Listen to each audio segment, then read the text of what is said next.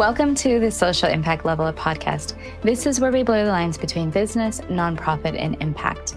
I'm your host, Wendy V, and in season 3, we're redefining success for social entrepreneurs looking to grow their revenue.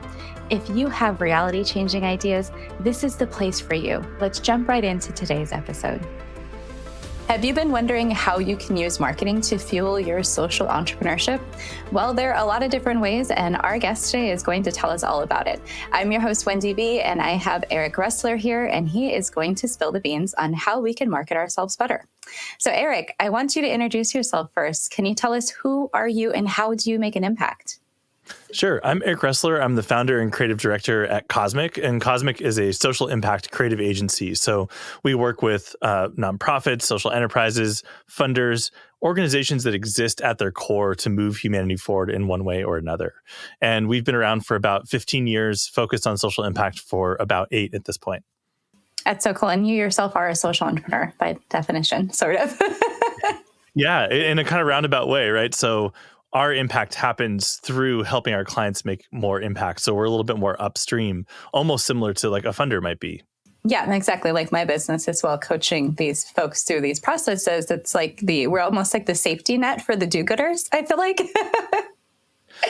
Yeah, and giving all the secrets on how to do good and continue doing good in a sustainable way. So I'm excited to have you here on the show.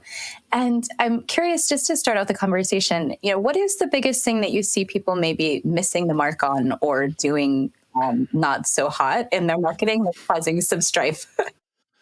Yeah, I mean, I think I can frame this in a bigger way, which is that we're really trying to beat the drum around this distinction between what we refer to as a brand building approach to marketing and a more transactional approach to marketing.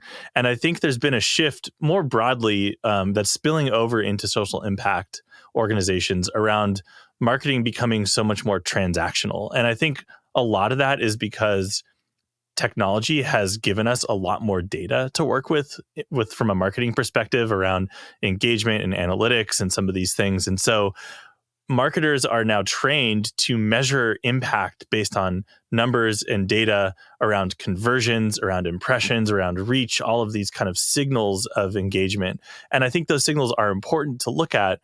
But I think the bigger trend is that we're losing sight of what is the purpose of doing brand marketing in the first place. And the purpose of that really at the end of the day is to forge deeper relationships and to build community.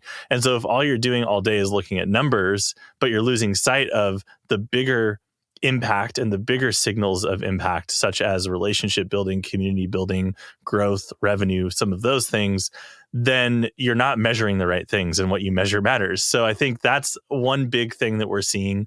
I think another big thing that we're seeing is a lot of investment in content production and creation, because content is king in marketing and in our digital first world, but not enough time spent figuring out how to best package that marketing and that content. So, publishing posts, publishing videos, but not spending enough time on how to package and how to distribute that content to squeeze the most value out of it. So those are two kind of big things that we see all the time. Of course, there's many others, but we could dig into those. Yeah, and I think you're hitting the nail on the head of what, especially a startup organization in the social impact space is thinking. Well, how do I position myself with my impact mission, my profit mission? Obviously, profit mission driving the organization's ability to do more impact, but then the marketing is the kind of like hidden piece that can really support all of these. But if you're sort of not, I guess, using them together in the right way, you could go awry really easily.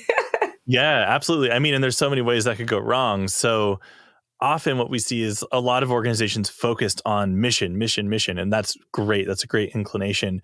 But you also need to focus on communication and around spreading the word around how your mission is actually moving forward, especially to your supporters that already are supporting you, so that they know that their investment, whether they're a donor for a nonprofit or they're a customer of a more product or market-focused organization, the social enterprise, donors and supporters of your mission, however they're supporting you, they want to know that you're making a difference, right? And so if you're keeping all of your impact tucked away as a secret, that is a huge mistake. Like, we need to communicate. And so marketing at the end of the day is really about communication. It's not necessarily just about selling. It's about building awareness, but it's also about educating, about inspiring, telling stories of hope, stories of success. So I think if you're not investing properly, we really see it as like a pillar of a successful social impact organization alongside all the program work that you're doing, alongside all of the strategic work that you're doing and everything else that you're doing. And so if that piece is missing completely or not being invested in properly, then it's really holding everything else back. So there's so much to talk about with that, but I think that's the yes. No, I can give you a living example. When I was in the federal government, one of the technical assistance groups we would often invest in is every project had evaluation and marketing along with our main programmatic technical assistants and the federal team. So when you had to package all that together, we knew to create a sustainable program. But if the organizations couldn't do all those things, they were not going to be sustainable. If we couldn't guide them to do all those things, they were not going to be sustainable. So it was kind of like you have to invest in this communications piece in order to either prompt more change, or once funding ends or once something changes, to have people go along with you to whatever that next iteration of your thing is. And I think that people forget that, sustainability is really a communications plan as well. Right. And I think the thing that we see a lot of times is that especially early stage organizations, they don't have internal expertise or capacity to do this on their own, right? So they have to bring external teams in either for strategy or execution, creative execution, implementation, evaluation, all those pieces. And that's totally fine as long as you can find partners who can do that effectively and do that in a way that's fully integrated. Because if all of this work is just siloed, it doesn't work either, right? So if you think about even just an example of like fundraising being a silo and marketing being a silo, and they're not talking to each other, both of those things are going to be held back, right? Yeah, and then they have no outcomes information either at the same time. Right. And again, back to the earlier part of the discussion, like what are you measuring? Are you measuring engagement signals? Like, yes, you should be measuring that, but are you connecting those back to bigger business goals like growth around revenue, growth around customers, or around donations, or donor retention? Like those are the signals and the real true pieces that you should be measuring at the end of the day, and showing that your overall marketing program is supporting that and driving that. Not necessarily any one individual post or piece, because I think that's the other big mistake we make is we look at what's the engagement of this one post or the engagement of this one podcast episode. And, there's always going to be some noise in those signals. So you have to give this work time to play out. So you should be measuring in months, not days or hours, and then looking at the package as a whole, because there's always going to be some level of, even with all the data we have today, there's still some amount of this that you can't measure. Word of mouth, things happening in private Slack channels, right? There's this kind of whole quote unquote like dark social component to this where we can't measure it. And then on top of that, a lot of the automated attribution software that we have is actually like wildly inaccurate. So for example, someone may hear about this podcast episode because someone listened and told their friend, and they went on Google and searched for the episode. And then, the attribution in whatever marketing software you're using is going to say, oh, this was organic search or paid search, when actually it was word of mouth, right? So you have to look at all this data and then interpret it as a human and not just like a robot. Want to amplify your impact today? Join my community, the Social Impact Level Up Collective, where social entrepreneurs just like you meet monthly to inspire world-changing ideas. You'll get access to my top courses and resources, speakers, and exclusive community events. Hop in right now at wendyvelos.com/collective.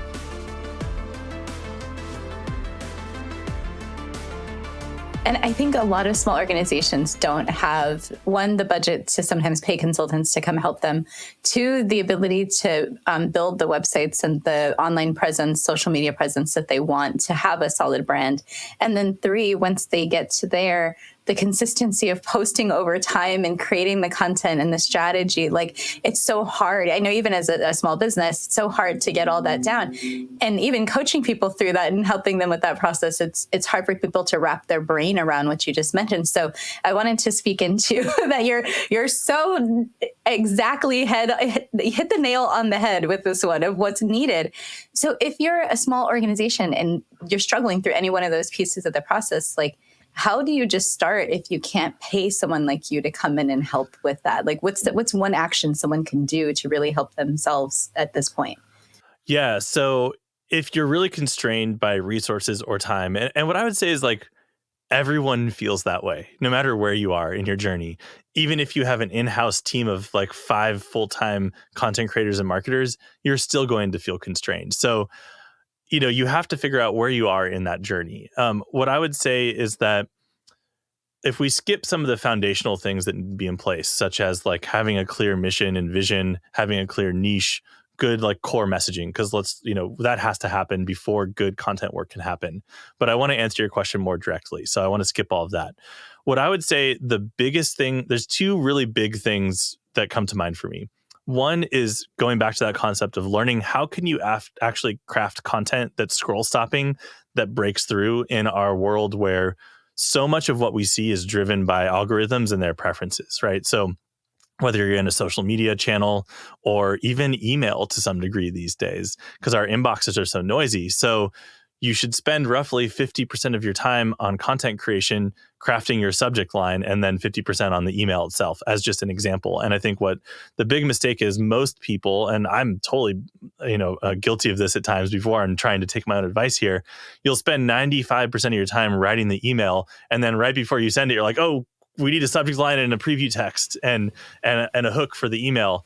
And really, like when you think about it more deeply, if no one clicks the email, it doesn't even matter what's in it, right? So, and that's just one example. But if you think about that packaging and framing of the content for anything, so like this podcast or a video that you make or a report or an article that you write, you have to figure out how you can package content in a way that actually stops people on their scroll, gets them to pay attention and to engage. I'll briefly just share some tips on that, and then I can talk about the second main pillar. So the main thing around crafting hooks that work are, and you've seen this taken to the extreme, this is clickbait, right? Where there's this curiosity gap. You say some kind of something that's like shocking or controversial, or you kind of like create this open loop, and it kind of hacks your human psychology. You're like, I just have to see what the answer to this is, even if I don't really care about it, right? So that's like clickbait to the extreme. But some of those same principles can be used responsibly and skillfully to capture people's attention, to make it more likely that they'll actually engage in whatever piece of content that you have. So some really high level tips: create hooks that create a curiosity gap, make people want to stop, and also have some sort of emotional appeal, right? That actually kind of tap into emotions. So, there's all kinds of different emotions. Fear is one that works quite well, but should not be overused, or you just start to get really negative. So even like fear of missing out, like, oh, I just want to know what's in here, right? But also like desire, like I want to learn about this interesting topic. I'm curious about the perspectives of this podcast or this piece of content or whatever it is. So the packaging, how do you frame all that up, is really, really important. So that's like one big piece that can make your content efforts more effective and more efficient, so that any given piece of content you are spending time and energy creating has significantly more likelihood of actually breaking through and getting engagement. So that's one side. The second side is what I would refer to as essentially like a distribution first approach to content creation. So again, rather than saying, okay, we're going to write an article and then we're going to promote that article, you really need to kind of reverse engineer that. So understanding like who is the audience for this given piece of content, what is kind of the content pillar that this fits within, and ideally you've identified like a few key content pillars that you really want to hit. And by content pillar, I'm talking not necessarily about like formats as much as like concepts or ideas. So like one of our content pillars is about the attention economy, which is like a very big idea that a lot of our content supports, but it could be a blog post, it could be a podcast, it could be a video, et cetera, et cetera. And with a distribution first approach, what you're really looking at is like, who is this piece of content for? What are the channels that we know that audience tends to hang out in? And then what are the formats that work well in that channel? So for example, if one of the key channels is email, it doesn't make sense to create a short form vertical video because you can't put that in an email, right? On the flip side, if one of the key channels is TikTok, then you should absolutely be doing short form vertical video because that is the key format for TikTok. And then you start to back that into, okay, so here's the channels, here's the audiences, here's the channels they hang out in, here's the pillar this is about. What does that mean in terms of what is the content we should actually be creating in the first place? So it can really inform even what content you create, what ideas are going to work. So it's like kind of a reverse engineered approach to that. And then the other thing I would say about distribution first is that it's really about how can you get the most out of any piece of content effort that you're creating. So things like if it is a long form thing like this podcast, for example, can we chop it up into short segments that get dripped out over, a couple of weeks? Can we break it down into a transcript and an article so that if someone wants to, consume it that way? So just like squeezing the most out of any piece of content that you're creating. So these are just some high level ideas around how to be efficient and effective with content production. Man, I feel like a marketing guru right now because I am like knee deep in all of that. And I was like, oh man, this feels so rewarding to know that I'm doing it correctly, because you really feel like you're just spaghetti on the wall trying things. And in some ways, with obviously you need to test hooks, test messages, test your call to actions, test buttons. Like there's so many things we're testing as trying to market an organization or what we're doing. But some of it also is just how you describe what's aligned with your values and your organization. And some of that is not, I've noticed this, it doesn't always translate when you just give it over to a digital marketing company. Like you really have to have them understand your organization and your services at a deeper level. And I know that you go through that process of deep understanding, but not every other digital marketing company does. Can you describe that so people maybe understand what they should be purchasing or what they should be expecting in that process? Yeah, definitely. So here's a couple thoughts. One is that another common mistake that I think will inform the rest of this answer is, especially when you're first getting started, feeling like you have to be everywhere. Like you do not have to be everywhere. Again, thinking about who are your audiences, where do they actually hang out, and like pick a channel or two and just like really focus your efforts on nailing that channel, because every channel has its own culture essentially around what people expect, what formats and approaches work. And like, of course, you can try and do stuff that's different, and that can be a really great strategy. Like if everyone's zigging, maybe you can zag or vice versa, right? But you need to at least understand the culture. And if you're trying to do, especially with limited resources, if you're trying to kind of be everywhere, you're going to end up spreading yourself too thin. You're not going to have time to like really even like evaluate what's working and experiment, all that stuff. So that's one thing. I think that leads to the answer to this question, because it's also, okay, if I want to bring on external support for this work, how do I do that? So first of all, I think it's totally viable to do that. We do that, even though we have a lot of internal expertise and capacity on doing this kind of work. Like we have partners that we bring on for some of our own content production. But you need to think about it like a partnership and not a delegation. Like that's the big thing. Because if you think about it like, okay, we're going to like hire this marketing team and they're just going to take this off our plate, you can do that and you will get content out of it, but it will not likely break through and will not likely achieve the like deeper results that you're looking for. And so the way that I would view bringing on any kind of external consultant would be, how can we partner on this work together? Because at the end of the day, especially if we're talking about, social impact organizations, like you have expertise and lived experience. That is the gold nugget that you need to share through your content. And you cannot bring someone on to replicate that. You can bring someone on to help with your content strategy, your creative execution of that content, the distribution, the editorial calendar. Like people can do all those different parts, but the idea generation, the stories, the opportunities, that needs to live inside your organization and be given to your partners as essentially ammunition or fuel to fuel the rest of your content work.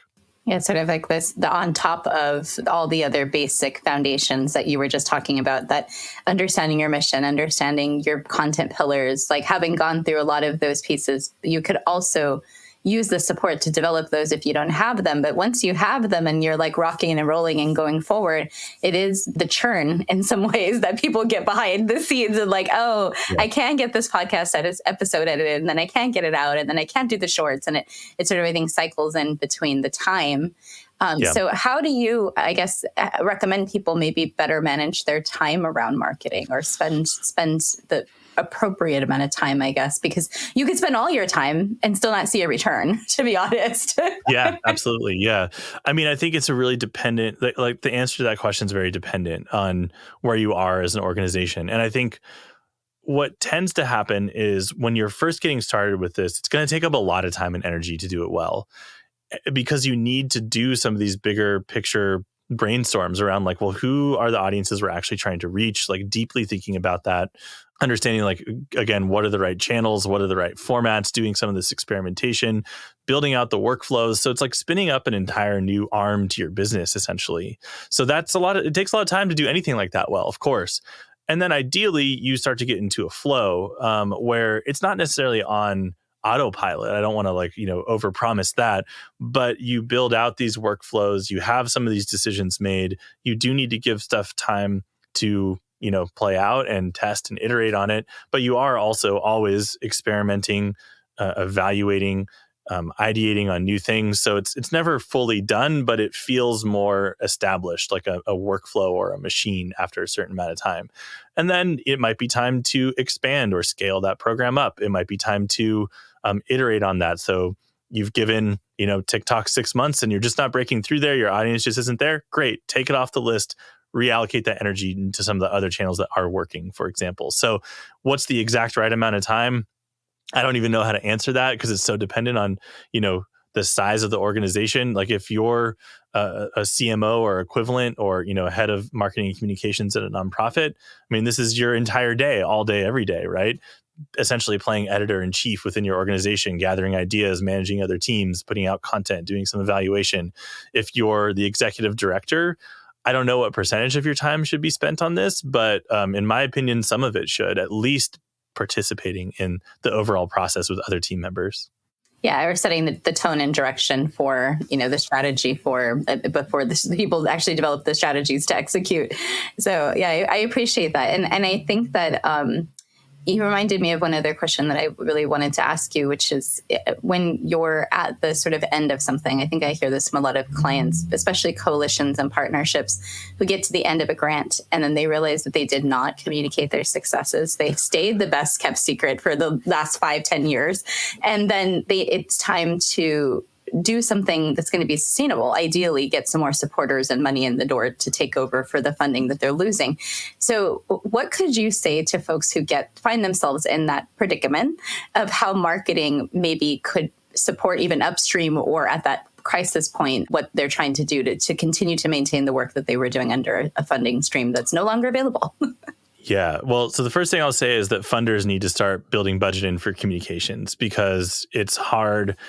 Or funders need to really be more willing to support organizations with general operating funds so they can spin up their own marketing and communications programs. Because I think what often happens is for certain organizations, almost all of their funds are restricted to specific grants or programs, which doesn't give them enough, general operating cash to invest in the organization, in their own team, into marketing and communications. So we have to ideally do both, right? So have organizations be more fully funded and funded to the right degree to really reach their true impact potential. And also, we need to build in communications budget into program work because it is such an important part. And, the amount is going to differ depending on what kind of program it is. If it's a public health program, a lot of it maybe should be around building a public health campaign around that program, because if no one knows about the program, they won't participate in the first place, right? So you have to right size it depending on the type of program. So I acknowledge that. But in my opinion, almost every program or grant should include a certain amount of budget for marketing, communications, and some of those elements. So if you find yourself as an organization in a place where you got to the end and you realized, oops, like we didn't communicate about this, ideally you would be doing general marketing and communications work anyway. And you could look at this as opportunities for ideas for content, right? And so going back again to that distribution first mindset, like, okay, you've got all of these different ideas. Let's reverse engineer instead of saying, okay, we have to communicate about this grant. Who's the audience? What are the channels? How can we reach them? What formats work? Okay, now look back at that content. What from that program might lend itself to these channels, to these different formats that work in these channels for these audiences? That's a high level answer. I like the backwards engineering because I think people would normally be panicky and start saying, oh, our grant is ending, give us money for this thing, rather than saying, oh, we achieved these amazing outcomes for these kiddos or whatever we did. And would you want us to continue to do this? I think it's really flipping the script on how some of the things that have been happening in the impact sector for years of how you you're really creating more dependency in organizations versus independent organizations. So I think that's great. So the last couple of questions I want to ask you are really about you, because I'm curious. We talked all about your subject matter and all these fantastic things, but everybody who listens to this podcast knows that we dig into the actual social entrepreneur's mindset themselves. So tell me about a time that you, as an entrepreneur in your journey, have had to kind of redefine success for yourself in order to get to where you are today, or even just past a challenge that you've been faced in some way. Yeah, it's such an interesting question because I feel like this happens all the time in different ways. So when you think about the word success, like what does that really mean? I think that's like kind of the first thing, because there's so many different ways to think about success, to measure success. In business, generally, success is about scale, about growth, about revenue. All those things are important. At the end of the day, that is important for us as well, but largely because we need, just like any social impact organization, we need the right amount of resources to do our work well.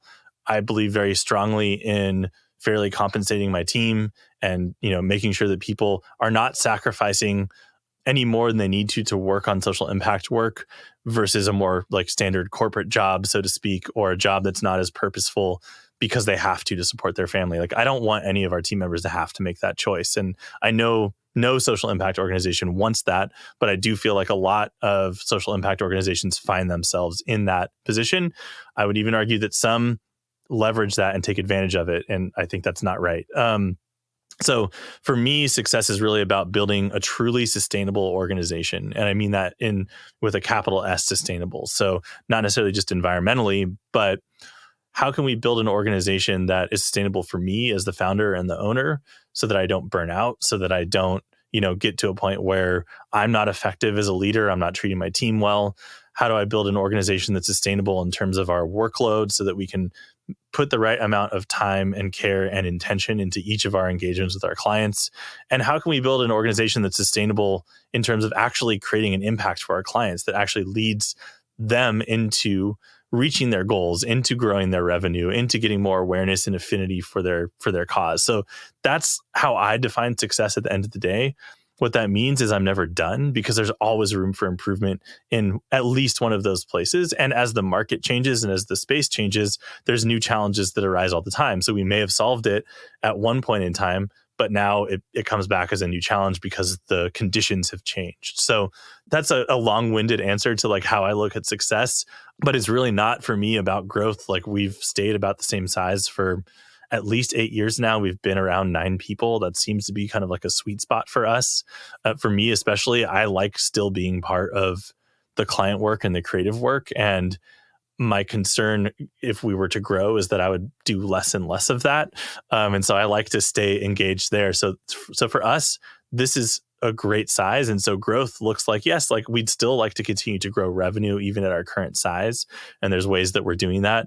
But we'd also like to grow individually in terms of like developing our craft, understanding the overall social impact space and developing trends or identifying trends and developing points of view on that, as well as just like our influence in the space at large outside of our clients, even, and sharing some of our ideas and thoughts and hopefully improving the sector at large outside of our individual work with clients.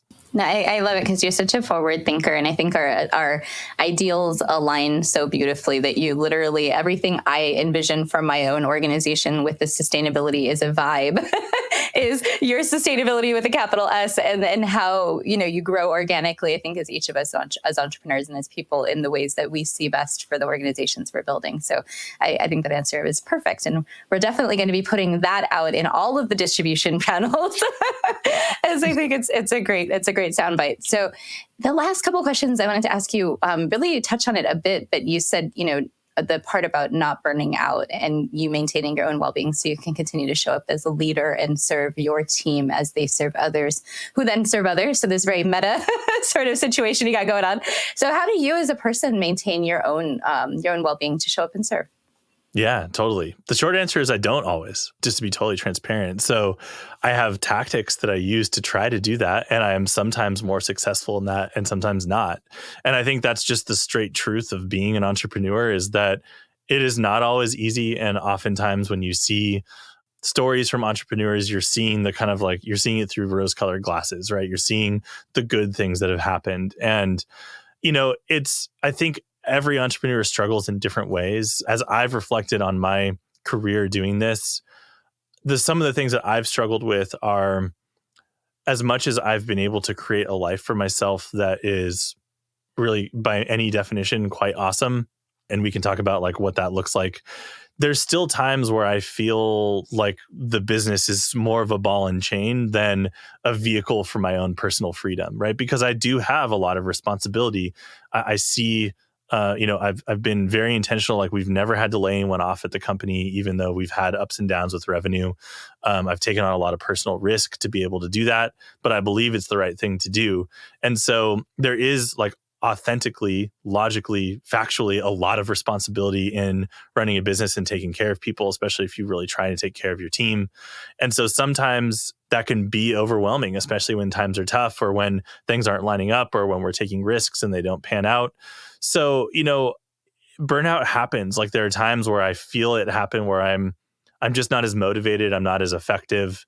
I'm not as, just like lit up about the work. And then there's times that I really am. And so for me, what I've reflected on is, like, I am a deeply creative person. That is what lights me up, even outside of work. I'm really into, creating music, doing other creative things as well. And if I don't feel like I am creating tangible impact in a creative way, then it starts to drain me. And so I have to look for ways to do that. Even doing things like this, to me, feel creative because I'm able to share ideas, to create media that we can share. We've been working on creating our own podcast, which we've been releasing episodes on. We're releasing our 8th today, I think, of season 1. So like, that has been a very difficult project, but a super fun and creative one too. I've been able to bring my music in. Like, I wrote a lot of the soundtracks for the podcast, or all of them actually. And so, like, for me, if I can find ways to stay creative, which is funny to say because I'm our founder, but I'm also our creative director. So I'm touching all of our projects creatively, but I'm overseeing creative work more so than actually producing it myself these days within the organization. So I have to find ways where I can actually tangibly do creative work in the business and outside of the business to stay lit up and motivated. Yeah, I think creativity does fill a lot of our cups when you're an entrepreneur, because it takes a lot of creativity and ingenuity to do this path of generating your own sort of beat from your own drum. So I appreciate you sharing all of that. And I'm so excited that you joined us. I know you have the podcast coming up. You mentioned that. But so tell folks where they can find you, and also maybe the podcast, anything, if they're interested after this episode and hearing more about what you're doing. Sure. So our website is definitely the best place to go, designbycosmic.com. You'll find, examples of our work there. We have an insights tab that has a bunch of articles and stuff. We also have a podcast tab up at the top. The podcast is called Designing Tomorrow. You can find it, anywhere you get a podcast. We've also really invested in trying to make it like video forward as well. So we have a YouTube channel that we're trying to grow there. And the video experience is a little bit richer, but, a lot of people really love the audio experience and just like listening while they're multitasking. And so we've really done our best to try and make it accessible for either approach. So yeah, Designing Tomorrow is the podcast. Cosmic is the name of my agency, and designbycosmic.com is the URL. Yes, and this has been Eric Ressler hanging out with us on the Social Impact Level Up podcast. Thank you so much for being here with us today. We super appreciate you and everything that you shared. And for everybody listening, thank you for being here for another episode. Thanks for listening to today's episode. I hope you enjoyed the conversation, and we look forward to having you come back. If you're curious about what we shared, make sure you check down in the show notes below. And if you're ready to grow your revenue, I have a little gift for you. Download my Revenue for Impact guidebook at wendyvelos.com/guide. Until the next episode.